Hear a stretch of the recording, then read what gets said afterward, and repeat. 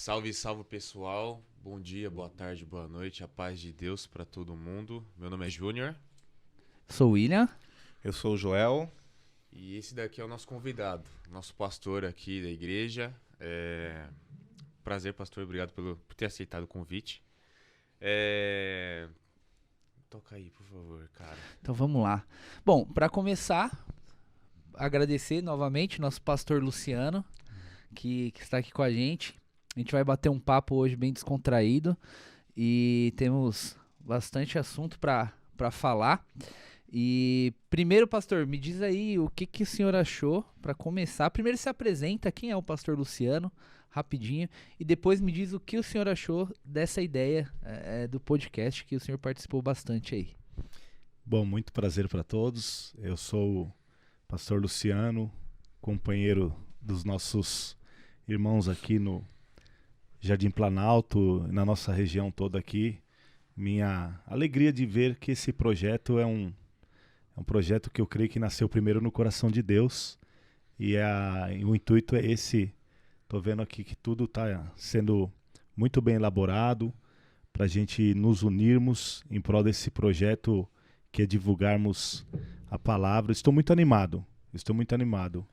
Me apresentando um pouquinho, eu sou um filho, né? Um filho do ministério, criado na Vila Ema, nascido ali na nossa igreja da Vila Ema, e depois, com certeza, nós vamos falar um pouquinho mais sobre isso aí, da trajetória, tudo certinho. É isso aí. Então gostou da ideia, pastor? Muito boa, ideia bacana, ideia muito boa. Trabalhosa, mas boa, né, pastor? Boa ideia. Graças a Deus. Não, é isso mesmo, a gente quer o máximo de pessoas, o máximo de ajuda possível e acho que eu falo em nome de todos já. Aqui, Deus abençoe. Pastor, Amém. Ajudou muito a gente, viu? Liberando a verba, né? Liberou a verba. Tudo certinho, tudo nos conformes, mas liberou. Em momento nenhum se opôs a nos ajudar em nada que a gente pediu. E tudo para a glória de Deus. Então, estamos felizes com tudo que está acontecendo. Então, o senhor falou que veio da Vila Ema, mas... E antes? E a infância, a adolescência? Então, começou por onde? Também todos aqui conhecem a Avenida Anhanha Melo, né? Na nossa região aqui, ela é bem próxima à nossa ZL. igreja, a nossa ZL aqui. Avenida dos Carros. Exatamente. Inclusive, a minha casa virou uma agência de automóveis. Ô, louco. Caramba. Então era uma casona, né? Não, era... Pra caber no mínimo uns 10 carros, né? Bom, na verdade, vocês, na década de 80, não sei qual de vocês nasceu em 82, 83, aqui acho que nenhum. Acho que Ninguém eu aqui. sou mais velho, sou de 88. Ah, então, meu Deus. 88 a Anhanha Melo já estava inaugurada. Não era tudo mato. Não, então, na época tinha que... enchente já? Então, exatamente. A nossa casa era na beira da Avenida Anhanha Melo e era tudo riozinho, ali era um riozinho em frente a Brinquedos Bandeirantes. A minha casa, na verdade, era bem de frente à Via Mar atual. Acho que não sei se é a Via Mar hoje em dia ainda, mas era a fábrica Bandeirantes mesmo. E ali foi o lugar onde a nossa infância, parece até brincadeira, mas São Paulo parecia interior ali. Terra, riozinho, e nós pegamos todo esse processo, fui criado ali, literalmente eu nasci na minha casa, onde nós moramos, em 77, 70, meu irmão nasceu em 70, foi exatamente onde hoje é a Anhanha Melo. Então foi desenvolvendo toda a minha infância ali naquele ambiente. Então o senhor sempre foi daqui mesmo? Sempre daqui. Legal. E... uma outra pergunta já pra gente ir bater nesse papo. O senhor sempre... Hoje o senhor é pastor, a gente vai discorrer todo o assunto, mas o senhor sempre foi evangélico? Como que foi isso aí? Não, então. Minha mãe, meu pai, inclusive na nossa infância, ele era pertencente ao candomblé. Ele frequentava centros de umbanda. E minha mãe... ela sempre testemunha que ela também era adepta a cartomantes, católica também, né? Uhum. E aí na década de final de 70 para 80, a nossa irmã Maria, a mãe do Gilcinho, que inclusive é o líder do louvor lá no Ipiranga, ela fez um convite, vendo minha mãe ali, nessa mesma casa que eu falei, que hoje é uma agência de automóveis. ela na janela ali, refletindo sobre a vida, triste ali, quietinha. A irmã Maria fez o convite para ela ir na igreja. E foi ali que iniciou exatamente essa questão do convite, do tete a tete, né? Dona Zaira, você não quer ir fazer uma visitinha num culto? Ela já era do Ipiranga, já era frequentadora também da Vila Ema. E foi onde minha mãe aceitou o convite. Aí sim, nossa família toda, ela não tem origem evangélica. Talvez alguns de vocês aqui já vêm de um berço já, e nós não. Nosso berço era completamente fora do evangelho e iniciou através da minha mãe, no final de 79, e minha mãe foi batizada em 81 no Ipiranga, para vocês terem uma ideia. Entendeu? Qual a idade do senhor na época? Não, eu era criança, eu nasci em 77, vamos colocar aí, em 80 eu tinha 3 aninhos. 3 aninhos. E o meu irmão nasceu em 70, eu tenho um irmão e a Mônica que nasceu em 69. Então vamos dizer que era minha irmã de 11 aninhos, meu irmão 10 aninhos e assim por diante, Sim, entendeu? Sim. E eu tenho uma outra irmã chamada Sônia também, que ela é um pouquinho mais velha que eu, 3 anos e meio. Mas nessa época, criança mesmo. Em Então, 81, que a minha mãe foi batizada, eu tinha 5 aninhos. Ah, tá. Então o senhor nem pegou muito essa parte inicial da família fora da igreja, né? Na sua infância, eu digo. Não. Peguei uma fase muito difícil, que era quando minha mãe estava começando no evangelho. Eu era bem pequenininho, tipo a Priscilinha. Sim. 5 aninhos, 6 aninhos. E por meu pai nessa época ser frequentador dessa religião, havia muita hostilidade. Havia muita resistência com o evangelho nessa época. Você já conseguia perceber isso? Percebi porque a gente via. A gente via, as brigas eram intensas. É até meio, assim, triste falar, mas mesmo criança, eu lembro da imagem do meu pai sendo um grande opositor na época do evangelho. Mas opositor, assim, que muito forte mesmo, a oposição. E minha de mãe... certa forma, traumatiza, né? Você vê que Fica. tanto que o senhor lembra até hoje. Né? Lembro até hoje dessa imagem de cenas assim. Realmente, eu até acredito que na época o inimigo com certeza se utilizava dele e ele veementemente queria que a minha mãe não frequentasse esse caminho. E a gente tem essa imagem de perseguição, foi o que marcou muito a minha infância nesse período em se tratando da religião, no caso, entendeu? Sim. E em algum momento, quando o senhor for pegando, por exemplo, uma idade onde o senhor entendia as coisas, né? Sei lá, 7, 8 anos, o senhor chegou a pensar em não ir? Porque, assim, o que a gente vê em casais que alguns seguem a Cristo e outros não, são as crianças seguir o caminho do mundo, né? Ainda mais quando é pai, porque o pai consegue carregar muitos filhos. O senhor pensou, de alguma forma, assim, nesse ponto, não quero ir para a igreja, não quero acompanhar minha mãe, ou alguns dos seus irmãos tenham pensado dessa forma? Então, aí que entra também um papel muito legal e importante da igreja, que é o acolhimento. E nós somos muito bem acolhidos ali pela irmã Sim. Maria. E nessa época, quando a Nhanha Mello estava construindo os aquedutos, ela foi levantando. Ela, pela casa estar no mesmo nível da avenida, ela foi colocando toda aquela base, a avenida foi subindo e nossa casa ficou para baixo. E dava enchente na nossa casa. A irmã Maria era uma dessas pessoas que sempre acolheu a gente. Então não tem como você não seguir alguém que tem amor. Sim. E ali na casa dela tinha culto, onde tinha também, além do culto para os adultos, havia o culto para as crianças. E eu não sei, é flanelógrafo que fala, né? Aquele painel de flanela na época que colava em cima das flanelas, Nossa, Jacozinho. Tinha quadro de aviso quase até esses dias aí com esse negócio. Vocês lembram verde. disso? Sim, lembramos. E na casa dela O tinha... Junior tá dormindo, não tá nem lembro. entendendo o que é. Isso aí é coisa pra nós. já era, mais velho. Então, e na casa dela, você vê como que é importante essa imagem da gente, né? Tinha os cultos evangelísticos, onde o pessoal da Vila Ema fazia, e havia também esse culto com as crianças.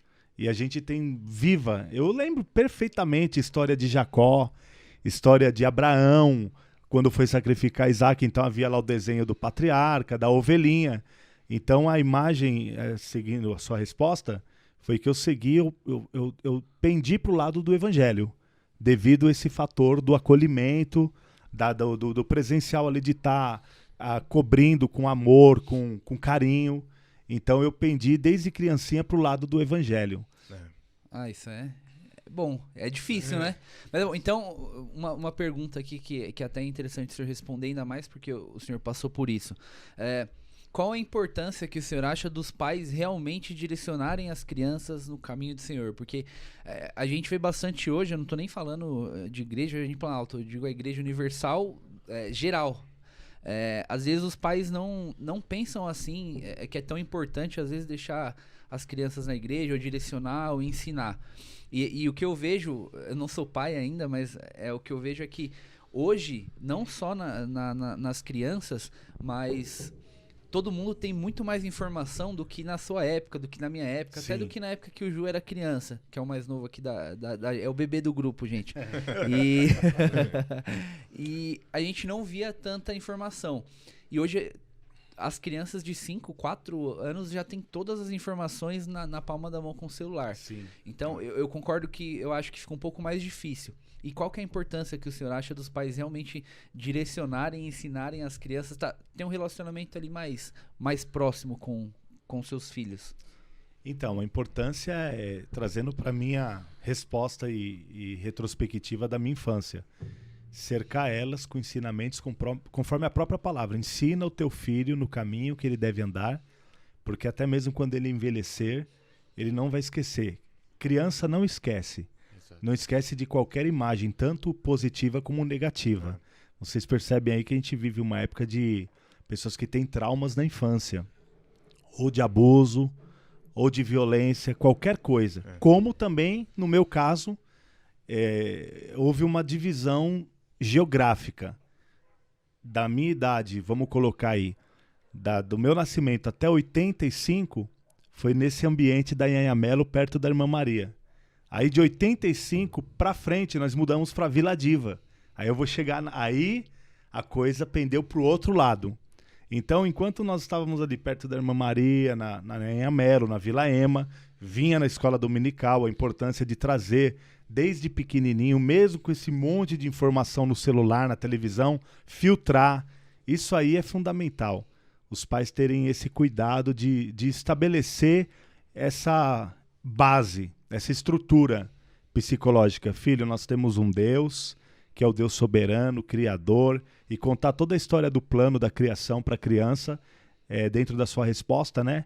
É muito importante não os pais deixar a criança escolher, mas sim direcionar. Sim.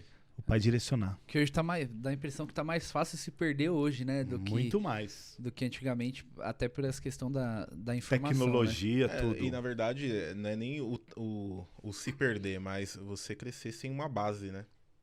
Esse é o grande, eu acho que é o grande problema. A gente vê muitos cristãos hoje que tem a minha idade, ou até a idade do pastor mesmo, que não tem base bíblica, não tem base de fé, e aí você acaba sendo influenciado pelo mundo em várias outras coisinhas pequenas, né? E aí é onde o cara se torna um religioso, na verdade, né? Sim, sim. Acho que até essa questão aí da geração atual, o pessoal chama de geração alfa, né? É tudo questionável pra eles. E, eles têm as respostas na palma da mão. Então fica bem mais difícil de você convencer, até mesmo uma criança de 10 anos, porque ela vai jogar no Google e vai querer te questionar porque é daquilo. Então é uma coisa mais complicada mesmo. E até essa questão, pelo menos na minha opinião, do acompanhamento dos pais, cara, é pesado hoje em dia, porque o pai, quando o pai é muito ocupado, ele quer ver a criança, entretida, não enchendo o saco dele porque tem coisa pra fazer. Então, deixa o filho na frente da televisão, deixa o filho no tablet, vou fazer minhas coisas e deixa a minha criança lá. Só que, ela tá sendo bombardeada de informação que às vezes não condiz com o que o pai queria que ela aprendesse. E já era, tá ali no meio, já tá na cabecinha da criança e... No resumo, tá mais difícil ser pai hoje, né? Então... Exatamente. Meu Deus. Sem falar dos amiguinhos também, né? Que é isso que pesa bastante. A escola é o lugar onde a criança mais fica, né? Não agora no período pandemia que tá tendo muita aula online. Mas na escola é milhares e milhares de informações com os amiguinhos e é isso que pesa bastante também. É complicado. Hoje mesmo. tá mais difícil mesmo. Porque na nossa época não tinha essa questão de tudo na palma da mão, né? Era mais via livro. Eram toques polifônicos. Na época do pastor, acho que não que você era velho, viu, Não. pastor? Mas nem esses toques polifônicos acho que tinha ainda. O celular pesava o quê? Uns 2 quilos, mais ou menos? Não, o celular só depois da década de 90 pra lá, né? Então, verdade. eu peguei toda essa fase de 80 a 90. Então o senhor teve infância de verdade, Tive né? infância de verdade. De verdade. Infância de verdade. Ah, legal. Mas aí o senhor teve a infância na igreja, mas o senhor permaneceu até chegar no pastorado na igreja? Ou como foi a juventude? Então, aí vou voltar lá para aquele ponto que eu falei de 85. Uhum. Em 85 a nossa família mudou, meu pai comprou, ele vendo ali que a Anhangamelo estava passando por essa transformação, eu tenho fotos, garotinho brincando na Anhangamelo, andando de bicicleta, jogando bola, completamente livre, que delícia. Ô, louco. Nossa. Imagina aquela big avenida, e a gente ali fazia golzinho na Anhangamelo, andava de bicicleta, milhares de bicicleta, porque você imagina a inauguração ali, e totalmente livre, o cara para aprender a andar de moto ali, então você via muito acidente também. Então nós pegamos essa fase pré-inauguração da Anhangamelo e mudamos para Vila Diva. Aí na Vila Diva era como se nós tivéssemos mudado para outra cidade, porque lá era uma vila muito ativa de jovens. Ali tinha pessoas assim, lá era como se fosse interior mesmo, mais jovens assim, que foram criados com a bicicletinha, aquele pneuzinho que a gente colocava, o cabo de vassoura, as hortas, que tinha muitas hortas perto da minha casa, até onde hoje mora ali a irmã Maria, se tornou uma ocupação lá, mas era tudo horta ali. Aí lá na Vila Diva era moto para todo lado, era um pessoal, diríamos assim, bem mais moderno. Aí ali, praticamente, não só eu como meus irmãos, nos desviamos do caminho. Ali foi um desvio, só ficou a minha mãe na intercessão, na oração, mas ali, perto eu lembro como se fosse hoje, perto da Copa de 86, a Copa do México, não sei se vocês lembram disso. Só na pandemia passou essa Copa aí. A Copa do Maradona. Sim, A Copa do Maradona. Foi a super seleção, Foi, mas perdemos para a Argentina, né? Foi para a Argentina que o Brasil foi eliminado, né? Não, o Brasil foi eliminado. A final parece que foi Alemanha e Argentina. O Brasil tinha uma seleção bacana, tanto a de 82 como a de 86. Foi a do Zico, né? Do Zico, mas só que foi eliminada pela própria Argentina. E ali foi realmente um divisor de águas no tocante a amizades. Ali o meu irmão ingressou, diríamos assim, praticamente com muitos amigos que eram pessoas bem caras usuários de drogas mesmo, motoqueiros. A minha irmã mais velha ali com amigas para ir para baile. E nessa época eu tinha ali, vamos colocar, 8 aninhos, 9 aninhos.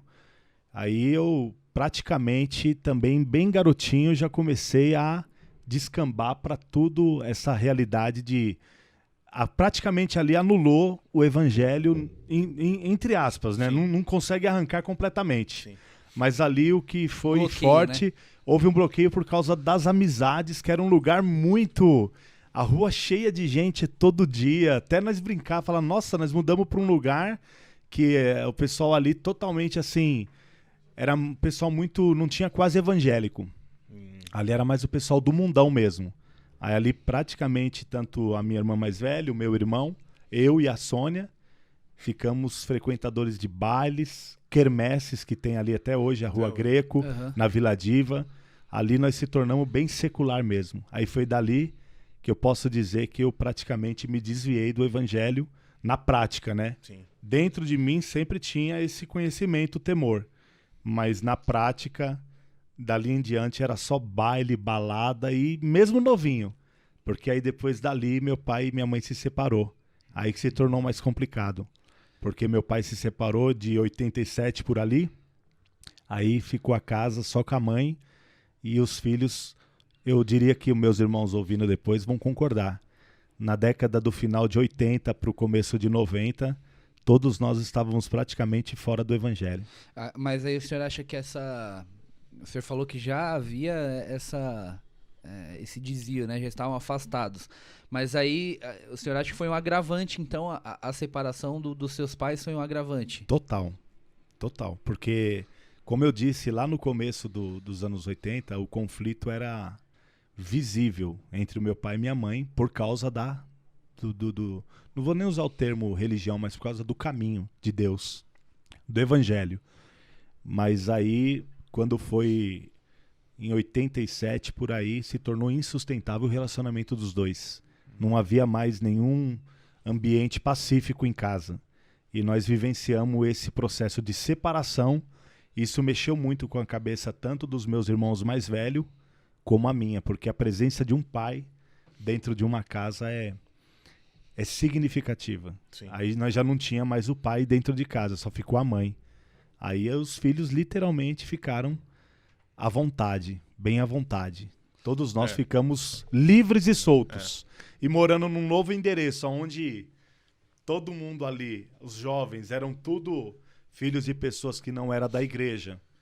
E frequentadores de baladas, de bailes, de tudo que vocês imaginam. Quermesse, carnaval. Então ali as amizades... Foi o escape. Foi o escape. Quem cercou nós ali naquele momento foi as amizades. Entendi. Então, pode falar, Julito. Tranquilo. Não, só ia perguntar. Então, um outro ponto também que o senhor acha que influenciou bastante foram as amizades. Assim, a gente acaba falando, né, o porquê. Claro que o porquê é sempre a gente, né? Nós somos os protagonistas do que a gente tá fazendo. E se o senhor se afastou, seus irmãos, claro que o ponto-chave foi a opção ou a atitude do senhor se afastar. Porém, a gente sabe que existem situações que podem influenciar. Então, o senhor, no seu caso, pelo que o senhor comentou, as amizades acabaram levando o senhor para fora, digamos assim, empurrando os Eu e irmãos. meus irmãos, cada um dentro da sua faixa etária de idade, minha irmã mais velha, com as amigas em vários bailes que tinha na época. E a minha irmã, depois de mim, com as amizades da faixa etária. O meu irmão literalmente começou a usar droga praticamente dentro de casa. Como meu pai não essa estava... Era a pergunta que eu ia fazer. Se teve dentro desse contexto todo o envolvimento com drogas ou com algum outro tipo de situações, né? Teve. O meu irmão, que nem eu falei, eu era um adolescente. 10, 11, 12 anos. E o meu irmão já passou nesse período a ser usuário da maconha. Então a gente via ele fumando às vezes até dentro de casa. Então para vocês verem a que ponto chegou. Sim. Chegou a um ponto que saiu completamente as bases nesse contexto ali. Nós nos desviamos de tal maneira que o meu irmão, com os amigos dele, motoqueiros, ele já comprou moto.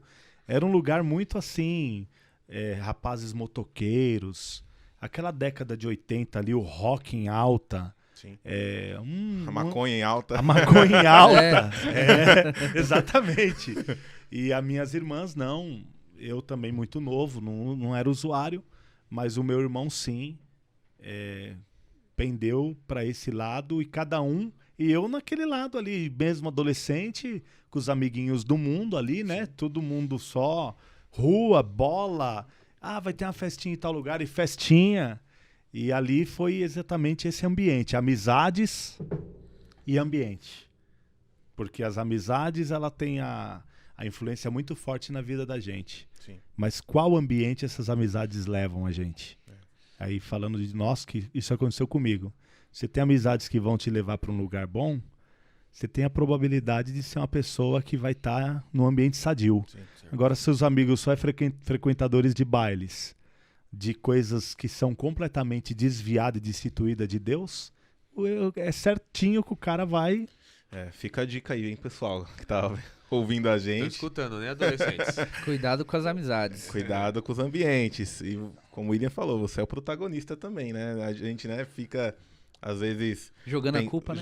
A gente sempre transfere a culpa. Lógico que tudo tem um contexto, e esse é o contexto que o pastor tá falando pra gente. Mas o senhor nunca fez nada que o senhor não queria fazer, né?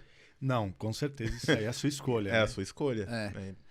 E uma dúvida que me surgiu o senhor comentando, como o senhor, pelo que o senhor está falando, realmente o senhor começou a perceber as coisas muito novo, né? Novo. E qual que é o impacto? Porque o senhor começou no evangelho, estou falando na infância, né? E depois na adolescência teve esse afastamento dos caminhos do Senhor, e junto com a sua casa, exceto a sua mãe. Qual o impacto que o senhor percebe, qual a diferença de quando o senhor estava na igreja junto com os seus irmãos e quando vocês se afastaram dos caminhos do Senhor? Qual foi o impacto na vida e no relacionamento, dentro de casa, enfim, o que o senhor consegue trazer pra gente? O que eu trago assim, eu tenho uma memória muito boa. A minha memória ela é bem fotográfica, eu me lembro de fatos, de acontecimentos. Mas se instalou uma crise por não estarmos nós jovens ali, cada um andando pelo seu próprio caminho. A minha irmã mais velha, na época também, parou de ir na Vila Ema, porque ela também batizou no Ipiranga. Quando bem nova, jovem, ela passou a estar frequentando bailes com as amigas. Então tinha um comportamento de uma pessoa sem essa direcionamento, base da palavra. Ela se afastou. O meu irmão era só confusão. Mesmo antes do meu pai ir embora, meu irmão já estava introduzido no mundo das drogas já. E era briga, os dois brigavam demais. A discussão era constante. Foi um dos motivos também, não só o fator da minha mãe, por permanecer no evangelho, mas o meu irmão e meu pai começou a ter muito conflito. Os dois discutiam demais, brigavam literalmente. E a minha outra irmã, que está acima de mim, também dentro desse contexto, frequentando o mundo. E eu mesmo, garotão, ali não tinha paz. Em casa, a única pessoa que procurava manter-se como coluna era minha mãe, mas é difícil. Sim. Acho que muitas mães sofrem isso. Sim. De ver um ambiente onde, literalmente assim, é triste eu ter que dizer, mas na Vila Diva, por um momento, nós chegamos a ver que o inimigo ele estava tomando conta da situação. É triste eu dizer, mas nós víamos que o ambiente familiar ele é completamente transformado num ambiente que não existe paz, não existe tranquilidade. Era muita discussão, era um clima pesado mesmo, clima pesado. Acho que essa pergunta, né? Sim, não, é isso, né? Porque a gente... É a dúvida, né? De sentir a diferença mesmo, de estar com Deus, né? É isso que o senhor realmente trouxe muito bem. De estar com Deus e estar sem Deus, né? Sim, estar afastado dos caminhos do Senhor, o impacto que causa na nossa vida, né? Sim. A gente vê muitos exemplos, por isso que eu até perguntei pro senhor, mas a gente vê muitos exemplos, né? As pessoas falam que esse afastamento causa desastres na família. Sim. É o que o senhor falou, o clima fica ruim, as brigas, talvez brigas que não aconteceriam se estivesse na igreja, acontecem. Não é um terrorismo que a gente está fazendo aqui não, viu, gente? Mas, não sei se vocês concordam, mas o que eu tô querendo dizer é que esse afastamento influencia totalmente na nossa vida. Eu acho que um ponto pesado, pelo menos que eu percebi na história, pastor, depois você me corrige se eu estiver errado, eu interpretei errado, é a fase que tudo isso aconteceu. Tipo, foi na adolescência do Senhor, foi na adolescência, praticamente adolescência e juventude dos seus irmãos. Então, tipo assim, é um período que você tá aprendendo a ser um adulto. Sim. E você tá crescendo com tudo isso em sua volta, já não traz um bom testemunho, uma boa memória para você decorrer da sua vida. Obviamente que vocês tiveram contato com a verdade. Sim. Então isso já ajudou bastante. Mas você adentrar nessa fase, nesse caminho, eu acredito, nunca aconteceu comigo, graças a Deus, mas eu vejo por algumas amizades que eu tive, é um tanto pesado. Tipo, tiveram algumas crianças que cresceram com a gente aqui na igreja, na minha época de criança também, que na adolescência saiu da igreja e começou a frequentar o mundão, que nem o pastor disse. E, cara, não é por falta de convite que vem pra igreja, não, mas ele viveu aquilo, já era. Então, tipo, tem pessoas que conseguem voltar. Tem outras que não têm força pra voltar. Eu até ia perguntar pro pastor, como que foi o processo do senhor voltar pra igreja? Tipo, como que aconteceu toda essa reviravolta pra você falar assim, esse negócio não serve pra mim não, vou voltar pra igreja? Então, aí foi o seguinte, bem certinho, você não falou nada errado. Nessa fase foi marcante porque eu, um adolescente, a minha irmã acima de mim, 3 anos e meio, quase 4 anos, uma jovem. O meu irmão já um rapaz, que o meu irmão tem vai fazer 51 anos agora. Então ele tá aí 7 anos, 8 na minha frente. E a minha irmã é um ano mais velha do que ele, tem 52 anos. A diferença do mais novo pro mais velho dá o quê? 10 anos? 9 anos? É, exatamente, porque eu tenho 44, a minha irmã mais velha tem 52, Sim. então é isso aí. Então é o que o Júnior acabou de falar. Foi numa época crucial para a formação do caráter, da vida, de tudo. É. O caráter, é claro, desde criança a gente já tem essa formação. Sim. Mas a adolescência é fundamental e juventude. Essa idade de 10 aninhos, 11 aninhos, ela é crucial. E no meu caso eu tinha essa idade. 10 anos e vendo meu pai separando, conflitos dentro de casa. Meu irmão já enveredando no mundo das drogas e todo mundo afastados. Ficou bem longe da Vila Ema, porque a gente morava lá em Amelo. Aí minha irmã, até no começo, eu me lembro que ela ainda me levava na escola dominical. A minha irmã mais velha. Mas aí até eu falei, amor, deixa pra lá, eu não quero mais ir não, porque você percebe que o mundo tá sendo mais atraente. Sim. Aí foi aonde começou na década de... Aí entrou os anos 90, meu irmão começou a ir na igreja, porque ele já estava bem aprofundado nas drogas. Aí ele começou a frequentar cultos com a minha mãe, e isso foi muito, assim, diríamos que começou o processo de restauração. Porque o meu irmão agora, saindo do mundo das drogas, já era uma grande vitória já. Aquele cara doidão, motoqueiro, maconheiro, perturbado.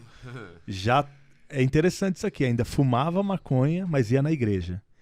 E o que eu falo aqui da paciência, que eu falo da gente não julgar uma pessoa, mesmo quando ela ainda está patinando na fé, porque é o amor que vai trazer as pessoas a serem transformadas, a paciência. E ele teve um pastor que muito paciente. Ele indo na igreja, o pastor falava, não, deixa o Marcelo aí, que nós vamos ajudar ele a esse processo de libertação. É o tratar mesmo de Deus. É o tratamento de Deus carinhoso, paciente, amoroso. Aí foi aonde minha irmã também mais velha começou a voltar para a igreja, onde ela está até hoje, numa igreja na Santa Clara, onde ela casou com meu cunhado lá, em 92. Aí diríamos assim, de 92 para cá, Deus foi trazendo um por um, trazendo para essa restauração. Aí eu posso dizer que é aquilo que a própria palavra fala. O Senhor Jesus, quando entra numa casa, aí começou a trazer tudo de volta. Em 94, aí ainda minha irmã estava afastada, que está acima de mim. Eu levei ela para a igreja, que em 92 eu voltei para a igreja. Aí o meu irmão também voltou um pouquinho antes, a minha irmã mais velha. Em 94 veio a Sônia, a última. Aí já é outra vida. Aí começou a restauração. Aí começa o processo da formação ministerial. Sim. Em 92 em diante começa o processo da formação. Tá, pode falar. Eu ia já. perguntar se foi em alguma igreja lá ou foi na própria Vila Ema. Então, foi assim.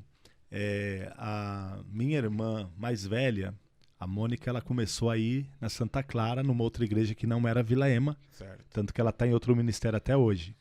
O meu irmão no Brás, que havia uma igreja perto da nossa casa afiliada ao Brás, e esse pastor muito... Vila Diva, né? Que é Até Vila hoje Diva, tem, né? isso. Tem Até hoje a Rua do Toco, Sim. mas havia na São Sabino, que hoje é o pastor Daniel, que é outro ministério, inicialmente o Bom Retiro, depois ficou independente. Sim. E meu irmão começou a ir ali na Vila Diva, no Brás. E esse pastor muito paciente, não, deixa o rapaz ficar aqui. Não é costume nosso alguém cantar na nossa mocidade do mundão, mas esse pastor foi tão estratégico que ele deixava o meu irmão cantar na mocidade usando droga. Quebrando paradigmas. Aí essa aí eu vou ter que perguntar. Não, ninguém se escandaliza. O senhor é pastor, você deixaria? Olha, eu diria que se fosse pra... Até eu me emociono. Mas se fosse pra alguém ser transformado, Também, né? deixaria. Porque você pegar um cara que tá ali ainda usando droga e permitir ele cantar com o grupo, tem que ter visão, entendeu? Sim. Tem que ter visão, porque isso é muito forte. Alguém critica, alguém fala, meu, você tá louco. Não, mas às vezes pro cara que ele cantar ali é o momento dele que ele acha que é Deus ali, ele... Exato. E o teu irmão é pastor hoje, né? Ele é presbítero, mas já dirigiu uma igreja há 5 anos, então ele também é pastor também. Às vezes Tem experiência pastoral. É o abraço que o Espírito Santo vai Foi vai exatamente. dar deu talvez no seu irmão, foi esse momento. Quebrando paradigmas. Pô, nós estamos acostumados exatamente com isso. Não que eu coloco isso como estabelecendo uma base, uma nova regra. Mas foi a estratégia de momento que o pastor sabiamente falou, não, Sim. esse cara aí, Deus vai libertar ele, mas deixa ele. Se faz bem pra ele vir aqui cantar, deixa ele mesmo doidão mesmo. Porque é melhor ele estar cantando aqui do que lá no rock, que o meu irmão gostava de Queen, rock, né? Freddie Mercury, muitas outras bandas do mundão. Então, para aquele momento, a estratégia funcionou e ali ele batizou. Literalmente, dali ele parou de usar droga. E teve um dia que ele falou para minha mãe, porque ele era um usuário tão forte que ele comprava, às vezes, de tablete de droga, de maconha. E usava em casa mesmo. Aí um dia ele pegou aquele bloco de maconha e falou, mãe, a partir de hoje eu não fumo mais droga. E foi a libertação. Ele queimou, ele literalmente queimou. E foi algo glorioso. Mano. E aí foi... nunca mais. Nunca mais. Olha que bem. Que Nunca bênção, hein? mais. Bem, isso é Tanto que o camarada é leitor, estudioso, é formado em Curitiba, na Assembleia de Deus de Curitiba, que a esposa dele é paranaense. Então sempre quando ele ia para levar a mulher no Paraná, passava por Curitiba e fazia escola bíblica. Ele formou lá. Ele tem mais de 500 livros na casa dele. Ele é amante de estudar. O cara é um pesquisador, um profundo... Ele come Bíblia e livros, é o que norteou a nossa vida mesmo. Interessante que a gente vê o trabalhar de Deus, né? Como Deus trata diferente com cada pessoa, né? E o que eu acho interessante também é porque não é só uma vitória pessoal, é uma vitória familiar, né? Familiar. Isso que eu acho bonito, assim. Eu vi o senhor já se emocionando um pouquinho antes. Eu tô de frente, eu consigo ver melhor. E aí você vai vendo o trabalhar de Deus, e aí até ficou meio que... Você foi falando do seu irmão assim com gosto, né? Porque é difícil você ver um irmão falando do outro, Exato. né? Com gosto, né? Então é muito nítido que talvez aí a figura, né, de pai ficou com o seu irmão, né? Exatamente. A figura do protetor, né? Então, você é o irmão mais velho, você é o irmão mais velho, eu sou o irmão mais novo. Uhum. E isso é muito verdade, porque você olha os seus irmãos e você segue geralmente o exemplo dos irmãos. Sim. Eu praticamente fiz tudo o que os meus irmãos fizeram na vida. Porque eu olhava eles fazendo, né? E eu queria ser igual, entendeu? E aí, como eu tive bastante irmãos, então você faz um pouquinho de cada um e dá certo, né? E dá certo. Mas eu acho fantástico essa colocação que o senhor fez do seu irmão, porque é muito bonito mesmo de ver. É muito verdade. bonito. E isso é de coração, porque é o que você acabou de falar. Ele se tornou um milagre, porque o cara... não é vergonhoso ter que falar. Foi a baixa da vida dele. Ele chegou praticamente a ser preso. Polícia na porta de casa. Ele se envolveu com as drogas e com coisas muito... Era muito pesado o ambiente na Vila Diva. Era muito pesado. Era um ambiente na nossa vizinhança ali que tinha todo tipo de pessoas dos maus caminhos que vocês possam imaginar. Desde usuários de droga como assaltantes de banco. Então você imagina, o ambiente era pesado. Ele nunca fez isso, de assaltar banco. Uhum. Mas ele se aprofundou nas drogas. E você acaba atraindo a polícia, né? Porque drogas, ou tráfico ou não, você está compactuando. Ainda mais comprava tablete, né? Comprava. Naquela época, 100 gramas, a partir de 100 gramas, né? Já era considerado tráfico. Comprava. E é o que nós estamos falando aqui. Foi um milagre. Foi um milagre. Transformação dele, a da minha irmã mais velha também, que aí ela já passou a frequentar aonde ela está até hoje. Começou aí, ao invés de brigas e coisas do tipo, era louvores dentro de casa.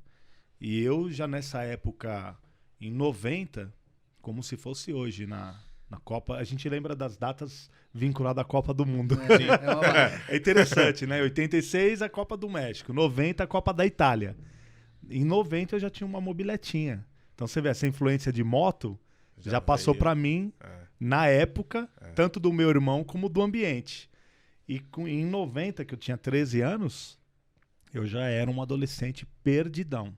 Loucão, moto, mobilete e baladeiro. Pô, pastor, mas tão novo assim? Sim, porque... Era outra época também. Era a época, e não só naquela época. Hoje você tem meninos aí de 12 anos que estão assaltando a mão armada. Exatamente. Então, você tem menino de 11 anos que estão aí fazendo loucuras, né? Sim. Então isso não é daquela época, ou melhor, de agora, isso já é antigo. Então nessa época faltava eu, aí meu irmão veio antes de mim, minha irmã mais velha, e eu perdidão, não quero saber, até criticava, porque ele começou a falar, mano, você viu o meu caminho, você quer seguir pelo mesmo caminho que eu? Aí eu falava, não, eu não quero saber, você agora escolheu esse caminho, agora deixa eu curtir, que agora é minha vez de curtir. Então nessa época eu trabalhava também aqui na Vila Ema, numa quitanda, perto da Rua Lessing, e ali nós tínhamos muitos amigos também, tudo doidão. Aí de novo a amizade. Ali era um ambiente onde, com 13 anos, eu estava envolvido com os amigos também ali. Tudo cara doido mesmo, assim, de baile, de tudo, curtindo a vida doidada. E ali eu pude experimentar bastante coisa nesse contexto aí que eu tô falando de curtição mundana. E aí, igual você falou, curtiu, teve todo esse processo, uma transformação realmente familiar, na estrutura mesmo da família, né? Voltou. E quando o senhor começou a dar os primeiros passos, realmente com um pouco mais de consciência, né? Que o senhor era muito novo antes. O senhor em algum momento imaginou que hoje o senhor seria o pastor Luciano? Teve alguma... O senhor sabia do seu chamado? Como que foi? O senhor imaginou em algum momento que já seria pastor? Então... Tinha vontade? Aí é uma outra pergunta junto aí, já emenda. Então, eu, na verdade, jamais. Jamais porque você imagina, um cara perdidão. A cabeça do cara é só mundo, só música mundana, baile. Eu era tão... eu gostava de curtir tanto. Era um cara tão curtidor que a gente ia pro baile na Vila Formosa e muitos outros lugares. A gente chegava na matinê e quando era feriado na segunda, ficava às vezes passando do dia pra noite na curtição. Uhum. Então eu era muito baladeiro, gostava muito. E aí quando começou a cansar, vendo aquele ambiente, eu via que a minha vida também já não estava muito legal. Isso eu já estava com 15 anos já. 15 anos chegando em 16 anos. Aí eu vi que, já passando bem adiante para chegar onde você falou, William, eu já estava vendo que o mundo é isso aí mesmo. Dali para frente, ou eu ia só piorar a ponto de virar uma tragédia, ou eu teria que ter uma mudança. E a mudança foi Jesus. Amém. Comecei a ter vontade de ler a Bíblia novamente, aí comecei a lembrar. Aí eu andava muito de bicicleta também, curtia muito, nós pegava a bicicleta e fazia passeio ciclístico e muitas outras coisas. Aí eu comecei a perder um pouco aquela vontade dos amigos, que eu comecei a ver também muita falsidade, muito esse lado de interesse. Tipo, eu era um cara, sempre fui muito trabalhador e pelo fato do meu pai sair fora de casa cedo, tudo que eu conquistei foi trabalhando através da força da minha mão mesmo. Sim. Bicicleta boa, roupa de marca. Que nem eu falei, em 90 eu tinha mobilete. Sim. Trabalhando, comprava mobilete, assim. Isso se tornou bom pelo lado de não ficar dependendo do pai. Mas não tendo a presença do pai é muito complicada. Aí em 92 eu senti forte no meu coração. Na escola, a gente era o terror. Os caras assim, muito bagunceiro na escola, dava muito trabalho. Aí Deus me chamou e o meu contato voltando para o evangelho foi por meio da palavra. Eu comecei a ler a Bíblia, que a palavra ia entrando no meu coração, era lendo e chorando, meu. Começava a ler a Bíblia e chorava. Aí eu lembro muitas vezes que eu estava lendo a Bíblia no começo, não foi para Vila Ema. Até a tua pergunta, voltando à tua pergunta lá atrás. Lá atrás. A do meu irmão você viu, foi no Brás, a minha irmã no outro ministério. E eu inicialmente comecei a frequentar cultos em lares. Aí nisso minha mãe começou a fazer culto em casa também. Sua então, mãe nada esperta, né? Exatamente. A minha casa virou um ponto de pregação. E o meu irmão ali novo na fé, a minha irmã mais velha, e eu e a Sônia, perdidão, e vendo. Eu não gostava também, esse barulho, pra que essa barulheira? Não, totalmente desviado, você fica um pouco até meio perdido nas bases. Quantos anos mais ou menos, pastor? Aí eu já tinha 15 anos. 15 anos. Aí foi aonde eu peguei e realmente comecei a ter essa sede da palavra.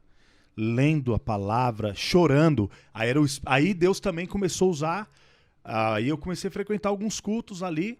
Aí um dia, isso aqui foi marcante. No culto na minha casa, eu passando de bermuda. Eu não lembro se eu estava sem camiseta. Eu também perdi o respeito. Perdi a reverência. Uhum. Não sei se eu estava de regata ou eu tava sem camiseta, eu não lembro. Eu sei que eu tava de bermudão, passei no meio do culto. Aí foi uma palavra assim muito interessante. Uma irmã chegou pra minha mãe e falou: quem é esse rapaz que passou aqui no culto? Ah, esse é o meu filho mais novo, é meu caçula. Aí olha que interessante. Sabe o que ela falou? Ela falou: eu não vi esse rapaz de bermuda, eu não vi esse rapaz assim como ele estava. Eu via esse rapaz de terno e gravata pregando a palavra de Deus. Ah, que benção. Aí que interessante. Bonito. Aí minha mãe falou pra mim, falou: filho, ó, não sei quando, mas aquela irmã lá, Deus mostrou pra ela você diferente. Você vai ser um pregador da palavra. Jamais eu imaginava. Então aí, como eu também já comecei, eu acho isso que é importante, a pessoa não lê a palavra pra pregar. Porque hoje a maioria das pessoas, às vezes, só quer ler a palavra pra ser pregador, pra tipo ter, por causa do cargo. Exato. Mas lê a palavra como um alimento. Ler a palavra e conhecer ela, para ela dar sentido na vida da gente. E exatamente eu comecei a ler.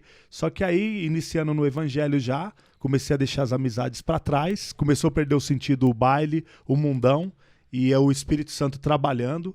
Eu fumava cigarro também, já bem novinho, fumava cigarro. Aí um camarada meu que era desviado, ele ia lá em casa: oh, vamos comigo em tal lugar. E ele era pregador no passado, filho de uma irmã muito antiga na Rua do Toco. Aí eu vi que esse cara tava me desvirtuando no começo. Aí ele: ô, tá um cigarrinho aí. Aí isso aqui foi marcante. Eu já tava lendo a palavra já tava no processo de purificação. Aí um dia eu coloquei o cigarro na boca, me deu um nojo. Mas um nojo tão grande, me deu um aperto no peito. Aí eu falei: eu não quero mais o cigarro, eu vou te pedir uma coisa. Você tá afastado. Se é pra você começar a passar em casa, continuar me chamando pra gente sair, pode parar. Porque agora eu tô indo por novos caminhos. E eu não quero que você venha me atrapalhar. Ah, não, então beleza, então pode deixar. Aí realmente ele se afastou. Aí o irmão dele, que era um cara que Deus transformou, um cara que era periculoso, do mundão, começou a se aproximar de mim, mas pro lado bom. Ele gostava muito de mim, ele já até faleceu, esse irmão. Ô Lu, vamos comigo ali que eu vou trazer uma palavra. Ele já era pregador, também ficou em casa de recuperação. Ele foi transformado em casa de recuperação. Esse irmão aí, o nome dele é Eliseu, um grande servo. Deus transformou a vida dele, ele era um bandido periculoso. E Deus transformou, foi uma influência muito boa para mim também, do evangelho. Aí ali começou esse processo de limpeza e eu jamais imaginava que eu seria um pastor. Nem quando eu tava já mais firme na igreja, mas nunca foi... Então, aí por que eu voltei pra Vila Ema? Porque aí eu já tava frequentando cultos em lares, casas, mas eu não tinha uma igreja. Até engraçado, né? Mas eu não tinha uma igreja. Aí, nesse momento, eu já tava orando, lendo a palavra. Aí eu entendo também dessa maneira. Quando Deus está separando alguém, aquilo que você lê, aquilo que você começa a absorver, você quer passar adiante. Aí na escola eu já tava começando a pregar. Aí os caras ficaram tudo confusos. Falou: meu, o cara era mó louco ontem, doidão. Agora vem com a Bíblia na escola e no intervalo vem aqui, eu vou falar de Jesus. Começou a haver um negócio muito... um impacto. Um impacto daquele jovem perdidão agora começando, melhorando as notas, que as minhas notas eram só vermelhas. Era aquele grupo dos piores mesmo, do fundão. É tipo nós. Não, Tô brincando. É tipo nós. Não, Então, na verdade, Deus já estava trabalhando com o senhor sem o senhor nem saber. Digamos assim, Deus já estava trabalhando. preparando. E aí, pra gente entender um pouquinho mais. Aí depois disso, o senhor casou, conheceu a irmã Aline. Sim. E aí a gente vai, em outros momentos também, falar um pouquinho mais até sobre casamento e tal. O senhor pode pegar... Mas eu quero que o senhor, nessa linha de casamento, explique pra gente. Como que foi a questão, depois que o senhor conheceu a irmã Aline, os casaram, que o senhor começou a pastorear a igreja? Porque assim, a gente vê que... A gente tava até comentando ontem no telefone, né? Sim. Que a mulher influencia muito no chamado do homem. Sim, então, sim. como que foi a irmã Aline com o senhor? E como foi a família, a mudança? Que o senhor teve em vários estados, né, pastor? Então, conta um pouquinho dessa parte pra gente. Aí eu vou fazer uma aceleração do início quando eu orei numa madrugada lá, Senhor, eu tô em casa, preciso de uma igreja. Aí eu acredito muito na atualidade dos dons de Deus. É verdadeiro, não brincadeira e bagunça, mas Deus mostrava numa madrugada perfeitamente a igreja da Vila Ema. Aí eu orando, que eu estava só em Lares, agora já liberto, lendo a palavra, eu via eu entrando pela porta da igreja da Vila Ema. Aí eu perguntei para minha irmã mais velha, que já estava em outro ministério, ô amor, e aí, como que é lá a Vila Ema tal? Eu falei, Lu, é aquela igreja tradicional, que a minha irmã agora já estava numa igreja mais moderna. E lá é aquilo, não tem quase jovens e tal, e eu fui lá, era o pastor Antônio Barbosa, inclusive. Sim. Aí eu comecei a frequentar a Vila Ema, realmente ali foi desenvolvendo toda a minha carreira ministerial, porque ele já viu em mim uma vocação com jovens, muito comunicativo. Oh, vamos para cá, vamos fazer saídas, vamos fazer passeio, retiro, vamos na vigília. Aí dali de 92 até 98, 99 eu estava já liderando a mocidade. Em 92 eu era o terceiro líder. Em 94, 95 eu já era o líder. E aí foi onde Deus foi me preparando para o ministério. A liderança da mocidade, até vou dar uma dica para vocês aqui. Vixe. Olha só, hein? Vixe. Lá vem, Olha, lá vem. se prepara. Eis que a que te maioria, digo. eis que te digo. Ai, ai. A maioria dos líderes de mocidade acaba Vixe. sendo pastor, hein? Aí, Joel. Aí, Joel. Vixe. Isso é fato. Isso é fato. Se você fizer uma leitura da região, a maioria dos líderes que eram líder na minha época é tudo pastor atualmente. Então, Tá vendo aí, isso, né? Everton Tauan. então isso já é um fato. O líder de mocidade, ele já está com um rebanho jovem, de alguma maneira, cuidando, Sim. visitando. Eu era o pastor dos jovens mesmo, porque ali na nossa mocidade tinha tudo que vocês imaginam. Craque, ladrão de carro, puxador de carro, moças que vieram do mundo bem complicado, famílias destruídas. Então ali eu estava do lado do Barbosa e ele me dava essa chance para trabalhar. E eu trazia para ele o relatório disso. Aquele jovem eu visitei, aquele lá eu tô levando para cá, era vigília. Ali era um trabalho de discipulado, literalmente. Você pegava o cara desde as drogas e ia trabalhando com ele diariamente. Foi uma preparação. Aí foi onde em 99 a Aline, ela veio na Vila Ema visitar, porque o primo dela era o baterista. Não, acho que até hoje em dia. Deve ser hoje em dia ainda. E aí quando eu vi ela ali na Vila Ema em 99... o olho do pastor brilhou. E ela também falou que vendo o meu jeito de ser, falou, eu orei a Deus e eu queria um rapaz assim, comprometido com Deus em primeiro lugar. Claro, humano, falho, mas a gente sempre colocou Deus como base, buscando, e eu tenho orado para Deus. Aí um dia eu tinha a moto, eu deixei a moto em casa e fui de a pé para a igreja naquele dia. E no que eu fui de a pé foi interessante, ela estava lá. Eu acho que era Deus já iluminando. Pô, como eu morava meio longe da Vila Diva, na Vila Ema era uma caminhada. E naquele dia eu falei, não, hoje eu vou de a pé. E aí nós voltamos de a pé no caminho. Hoje eu posso ver que foi Deus direcionando nisso também. Pra mim foi premeditado, hein? Eu vou falar logo. É por nada.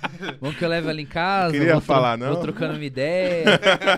Não vou dizer que foi porque eu não sabia que ela estaria. Mas calhou dela estar lá e eu falei, bendita a hora que eu vim de a pé.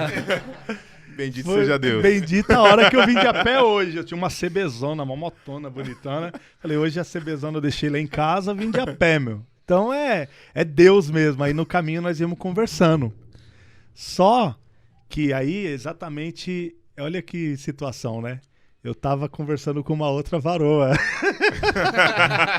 A irmã Aline, tá ouvindo essa aí? Tá vendo? Eita. Aí eu vou abrir. Corta essa parte aí, Will. Não. Depois Ela sabe o disso, Everton mas corta. ela sabe disso.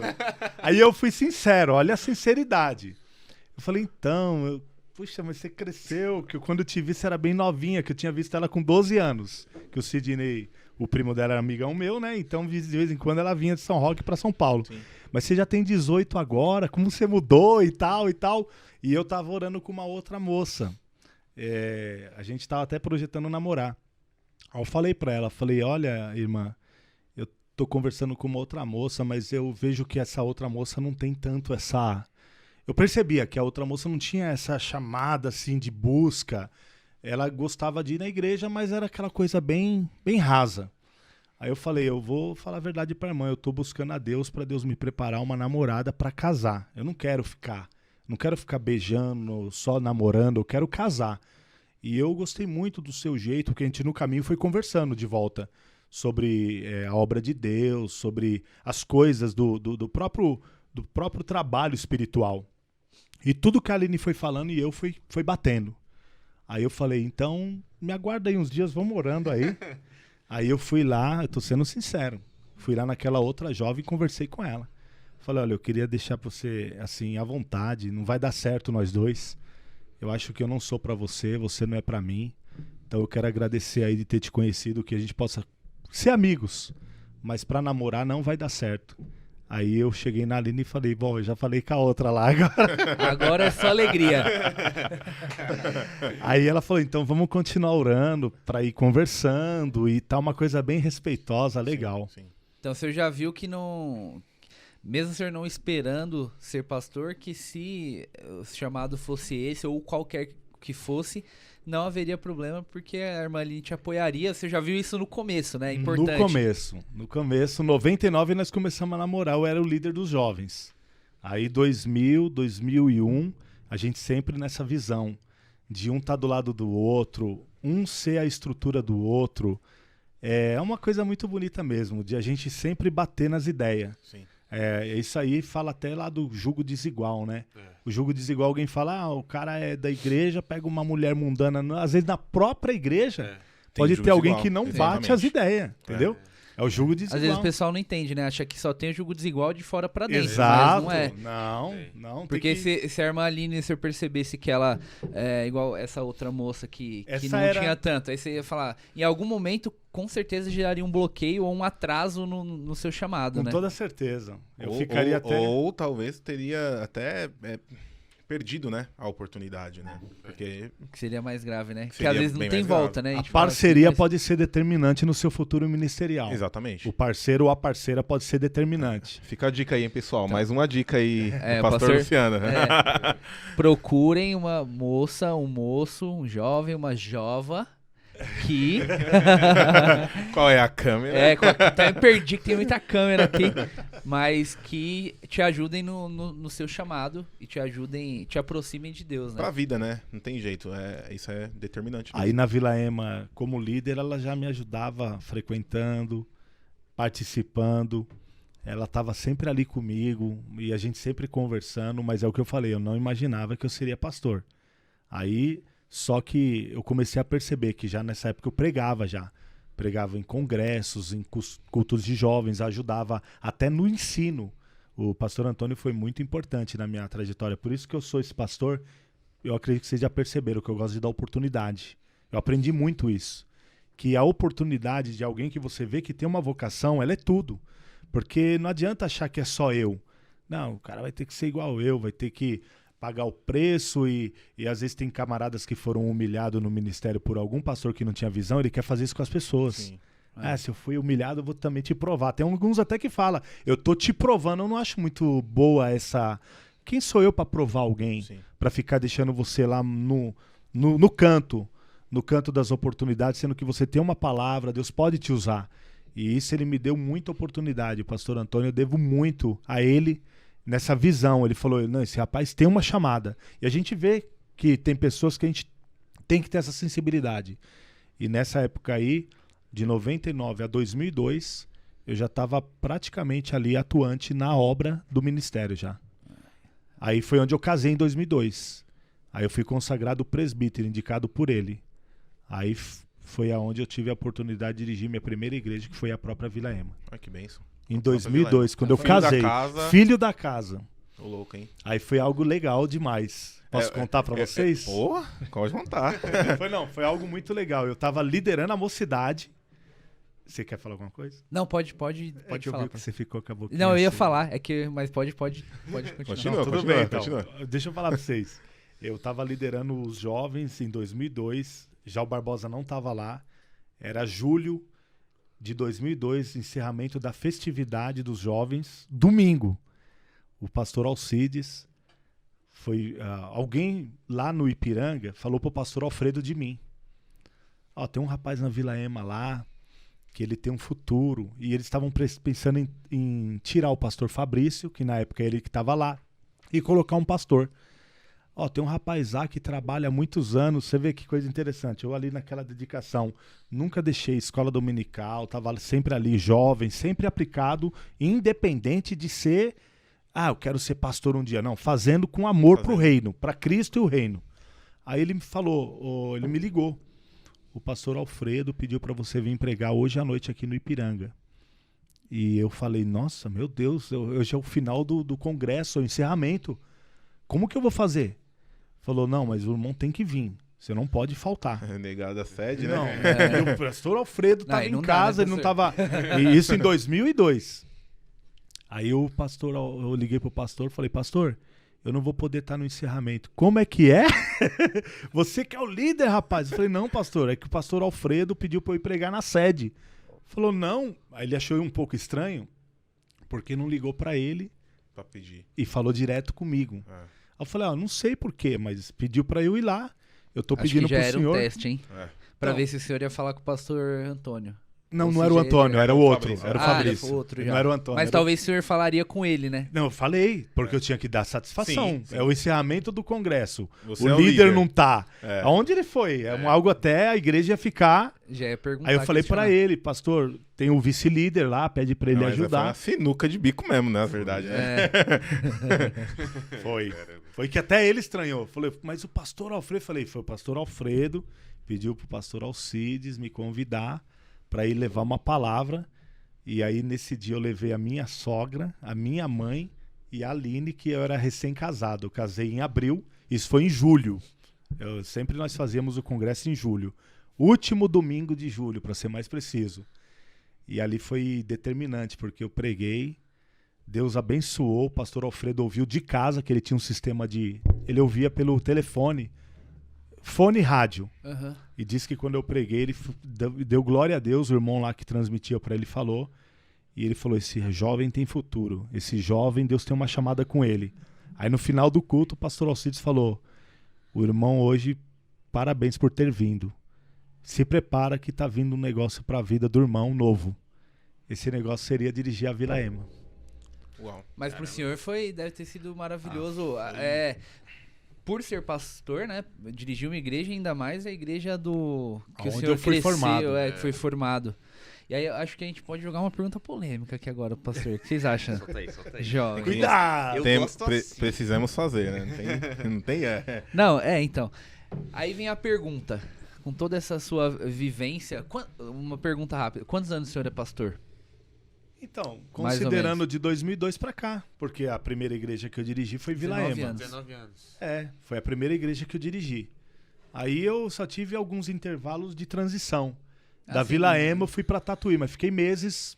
Mas não deixava de ser o pastor, né? Já eu fui ocupava o cargo. e em 2002 eu fui consagrado presbítero. Agora a carteirinha mesmo, a consagração de pastor foi em 2008, que eu fui consagrado, diríamos assim, documentado. Documentado. Mas aí o senhor dirige Mas igreja por desde dirigir 2002. igreja, eu sou da seguinte opinião. Se você é um presbítero, até um diácono, mas você está à frente de um rebanho, eu não acho, assim, no meu modo de ver, já que o cidadão tem toda a responsabilidade de levar um rebanho no ensino, no cuidado, mesmo ele sendo um cooperador, mas se alguém chamar ele de pastor, ele pode falar, irmão, não sou pastor, mas ele está à frente da obra. Sim. Ele é exigido dele aquela responsabilidade, só que ele pode ainda não ter a Não tá no documentação papel, digamos no papel. assim, mas ele tá Mas ele está fazendo- desenvolvendo um Você papel. se sente, né? O cara pode até falar, irmão, não sou pastor ainda, eu sou um cooperador ou um diácono, mas ele tá ali desenvolvendo um papel. Então, de 2002 pra cá, vamos colocar isso aí mesmo. 19 anos de pastorado. E aí, nesses 19 anos, aproveitando, põe um chocolatinho aqui pra mim, por favor. Ok. vou tomar. Peraí, eu peguei água e ele vai por querer. Ele vai pegar chocolate? Será que tá vendo alguma. Acepção aqui, não, que isso? Acepção senhor? de pastores? Se o senhor quiser, eu pego o meu.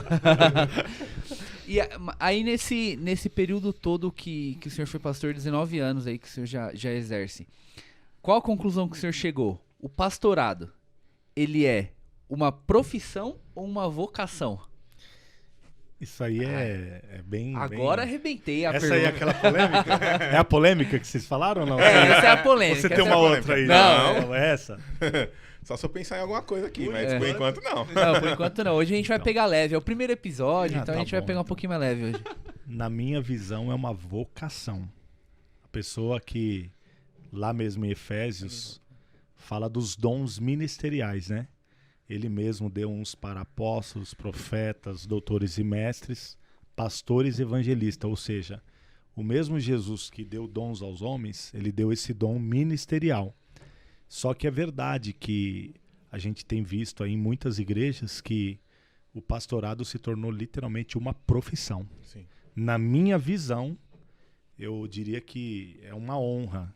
É uma honra. Tanto o sacerdócio lá, era uma honra para alguém ser escolhido da tribo de Levi e ser um levita e sacerdote futuramente. O pastorado é uma vocação divina e eu até comentei contigo ontem numa conversa que eu tive a amarga experiência na minha obra do interior, que eu fiquei 10 anos. Eu fui defender o ministério uma vez junto ao tribunal da cidade. Teve uma cidade que eu pastoreei e eu era supervisor regional. Aí na cidade vizinha, um obreiro começou a colocar a igreja, ele colocou a igreja literalmente no juízo, porque ele queria hora extra por atender de domingo, ele queria hora extra por trabalhar de feriado, ele queria causas de trabalho. Trabalhista mesmo. Né? Trabalhista. E o pastor Alcides, eu era o supervisor regional, pastor setorial, ele falou: pastor Luciano, você nos representa aí junto ao fórum, porque ele deu carta, tudo era documentado pelo ministério, eu era o representante. E eu estou enviando um advogado aí, e você vai lá defender a igreja, porque esse pastor está querendo, ele quer receber como se fosse uma empresa. E aí, respondendo a sua pergunta, eu achei muito bonita a atitude do juiz. Porque já na sala do juiz, ele com todo o processo na mão, o juiz, aí ele olhou para esse pastor e falou: não acredito no que eu tô vendo aqui. Aí meu coração já começou a pular. Já aliviou. E Mas, isso tipo eu não assim, tinha falado ainda. Essa vergonha no débito ou no crédito? Eu tô vendo um processo aqui, eu tô pasmo, de que você tá requerendo que a igreja paga para você horas, ônus extras de domingo, de feriado, de horários que você atende após o culto. Eu nunca vi isso. Você cobra para orar? Você cobra para pregar? Eu não tô entendendo isso aqui. Eu entendo que isso que você faz é uma dádiva, é um serviço para a comunidade amoroso, como um dom.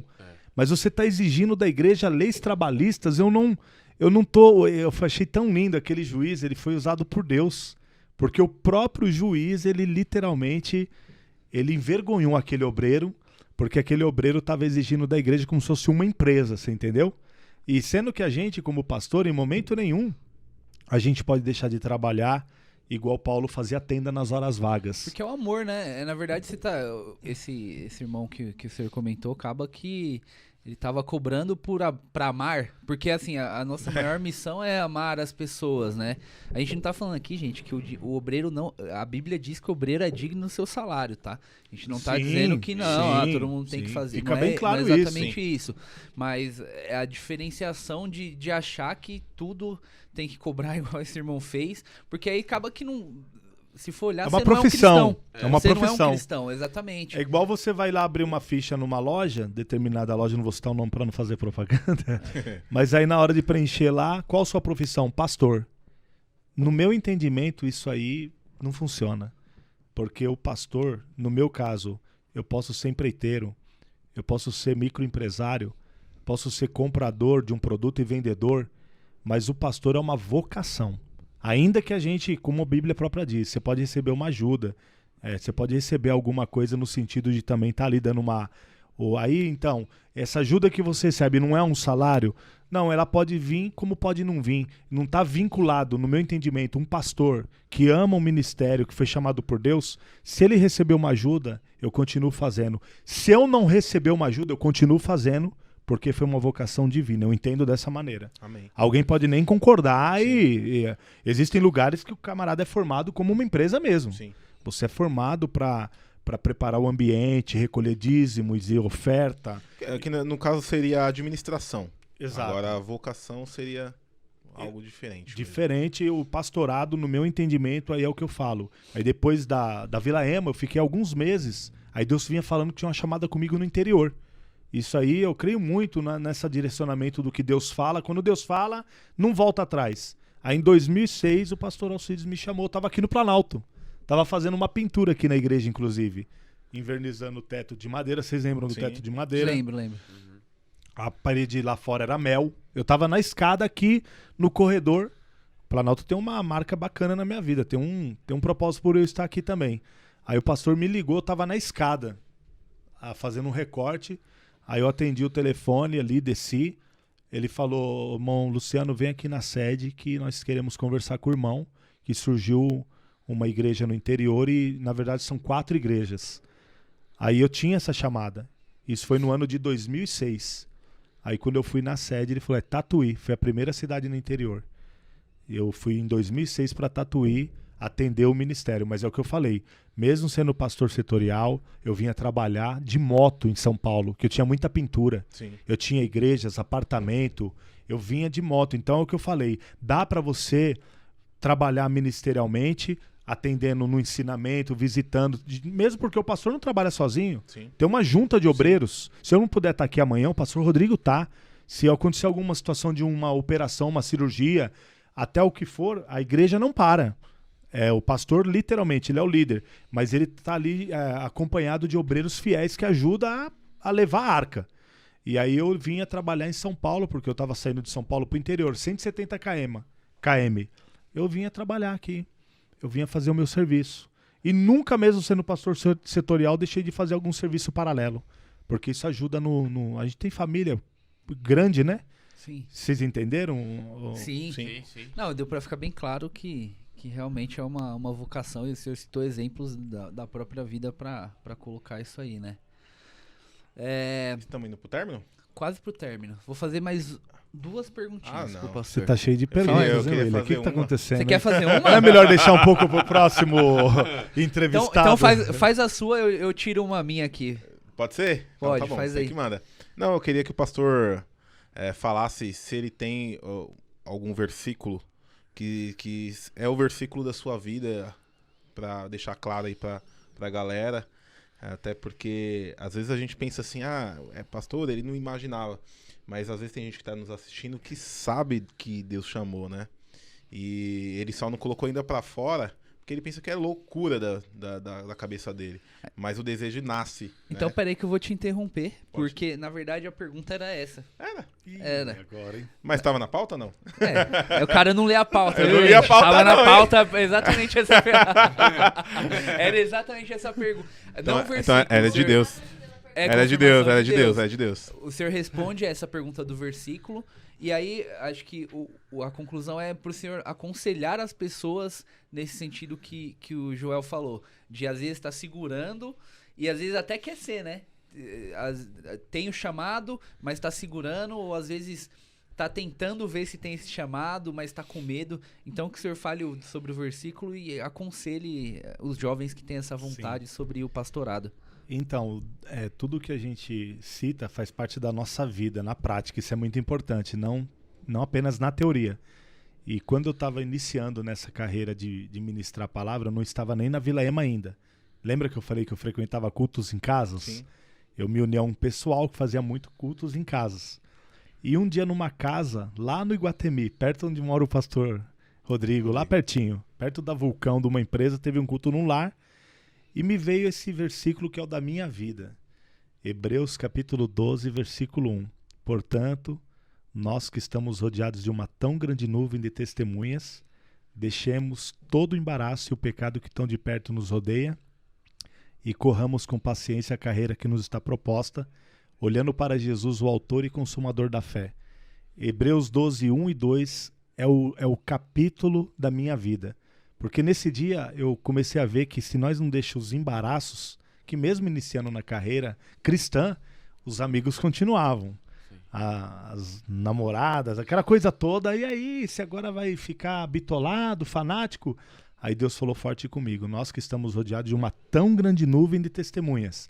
Claro que Hebreus 11 fala das testemunhas do Antigo Testamento, que são exemplos de fé. Sim. Mas as testemunhas no mundo, no cotidiano, temos também. Sim. Pessoas que nos cercam tanto para ajudar como para prejudicar. Isso aí é fato.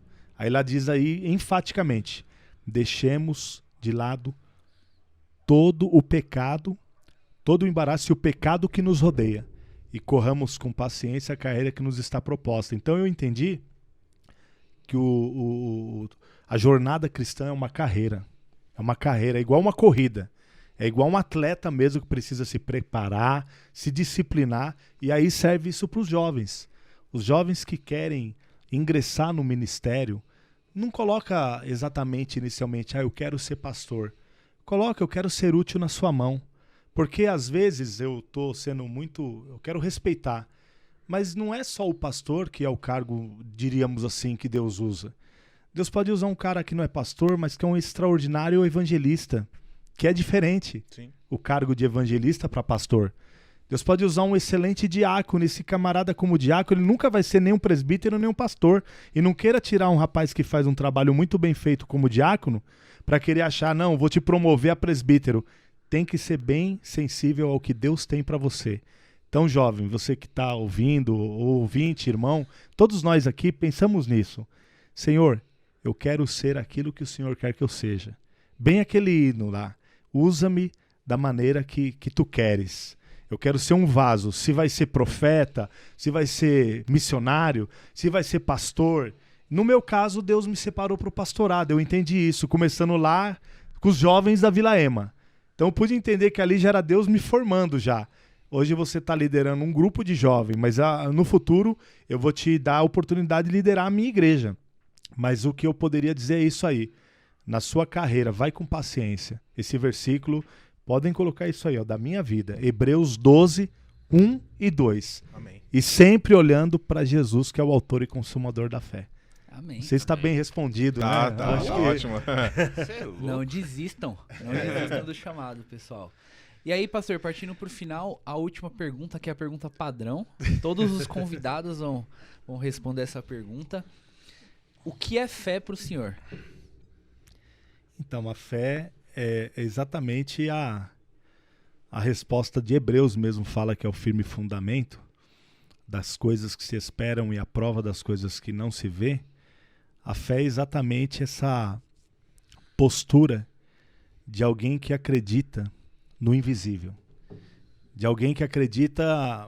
Eu vou falar algo aqui que parece um pouco louco. Não me tenho como louco, mas eu vou falar algo aqui.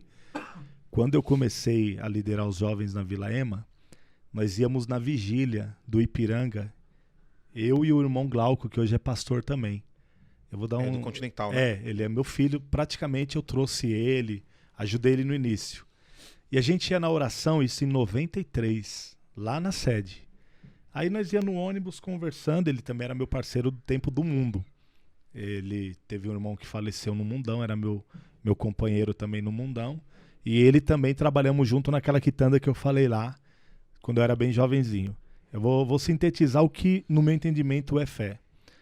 Nós íamos para a vigília orar. Aí eu falava para ele, Glauco, hoje praticamente nós somos os únicos jovens da Vila Ema que vai na vigília orar. Só eu e você. Aí eu falei para ele, olha aqui, por isso que eu falei, não me tenham por louco. Mas eu vejo fé bem nesse campo. Você tá vendo o ônibus aqui atrás? Vai ter dia que vamos estar eu e você e esse ônibus vai estar lotado de jovem indo na vigília. Amém. Olha que interessante. E ele se lembra disso. Você pode perguntar uma hora, é verdade e tal, isso aí é fato. Aí nós começamos, eu e ele. Depois nós trouxemos o Marquinhos, o Rodney, o Julião. Aí veio o Sandrinho, o Marcinho, a minha irmã. E foi vindo a Késia, e foi vindo o Elias. E aí quando chegou uma época, toda sexta-feira, nós íamos de coletivo lá da Vila Ema pro Ipiranga, entre 30, 40 e 50 jovens na vigília. Olha que benção. Caramba. Aí a gente olhava pra trás. Que exemplo de fé, né? Não, então, por isso que eu falo, não só na teoria. Teoricamente. É porque as pessoas pensam que é do nada, né? Não, então, mas aí é frio, esse frio de hoje, nós ali orando. Ali orando. Então, varão, nós estamos orando. Aí começou a vir jovens de outras igrejas. Porque aqueles tempos de balada, por isso que tem que ter atividade entre os jovens. Tem que ter atividade. Isso marcou minha vida. Sexta-feira era sagrada. Era 11 horas da noite, nós se reunia na porta da Vila Ema, pegava o ônibus ali, e começou a vir jovem do Ministério do Belém, da Pentecostal da Bíblia, e isso se cumpriu. Marcou a vida de muitos jovens, e a gente ia no ônibus e ele falou, rapaz, meu, você é um cara de fé. Olha o que você falou pra mim um dia. Eu falei pra você, que hoje nós estamos indo eu e você, e vai ter dia que vai ter, mas essa fé não é uma fé, diríamos assim, ignorante, é oração. Orando e comunicando. O que você faz de sexta-feira à noite? Não faço nada, então tem uma vigília, vamos lá. Quando foi ver, vocês entenderam? Deu pra exemplificar bem o que é fé? Sim. Não existia, era só eu e ele. Só vocês dois. Mas depois aqueles dois se transformou numa multidão de jovens. Amém. Amém. Ótima resposta. Tá Nossa. bem Tá exemplificado. bem respondida. Bom, pastor, a gente queria agradecer o senhor por estar aqui hoje. Mais uma vez agradecer pelo todo o apoio que o senhor deu para que a gente iniciasse esse projeto, tá? Deus abençoe, muito obrigado pelo seu tempo e por todas as respostas. Acho que ficaram algumas coisas ainda até pra gente fazer outro. Opa! Em algum momento com Opa, outros eu pontos. agradeço. Ficaram, E foi tão rápido, né? Pra passou mim. rápido. Ficaram alguns assuntos, mas esse foi bem produtivo. Acho que Deus falou com a gente. Amém. E com certeza vai falar com quem tá nos ouvindo. E Deus abençoe. Quer falar alguma coisa, pastor? O que eu queria, assim, dentro até da pergunta, bem rapidinho, continuem com essa fé. Continuem com essa intensidade de que isso aqui, que nós estamos fazendo, essas pautas, essas pessoas que vocês chamaram, tem um propósito de mostrar para alguém valores do reino de Deus. E vamos ter essa fé, que isso vai crescer de forma volumosa, de forma assim Amém. muito grande Amém. mesmo. Tudo que é feito com fé não tem como dar errado. Amém. Então, Amém. vai na fé em Cristo que isso aqui vai tomar proporções, não vou duvidar, de pessoas até de outros países, de pessoas que vão ser impactadas. Tem essa fé. Amém. Amém. É isso que a gente deseja mesmo. Eu lanço isso pra vocês. Amém, Amém. a gente recebe. Então, pastor, para finalizar, primeiro, nos sigam nas redes sociais, Facebook, Instagram e YouTube, Elenco da Fé. E no Spotify é Faithcast, como está escrito ali, Faithcast. Faith. Louco, é muita Faithcast. chiqueza, cara. Bonito demais. E, nos sigam nas redes sociais, curta, compartilhe, porque eu tenho certeza que tem pessoas que hoje você tá assistindo, mas que tem pessoas do seu convívio que você pode passar isso e que elas podem ser impactadas pela palavra de Deus que foi falada aqui hoje. Amém. Amém? Amém. Pastor, o senhor ora pra gente Um encerrar? prazer. Então, Amém. Amém. Eu quero agradecer de novo, tá bom? Amém. Essa oportunidade. Eu tô muito, muito feliz. Tô Prazer amando é esse propósito. Senhor, nós queremos te louvar, ó Pai, por esta tão rica oportunidade de juntos aqui dialogarmos, ó Pai querido, até sobre a minha trajetória, desde quando o Senhor me separou e tem nos direcionado para este momento. Eu quero louvar ao Senhor pela vida de cada integrante desse ministério lindo que o Senhor está aqui levantando, edificando e projetando, que possamos alcançar os corações e pessoas que ao ouvir esta entrevista, ouvir essas matérias possam ser realmente mudadas, ó Pai, nos mais diversos campos e áreas da sua vida.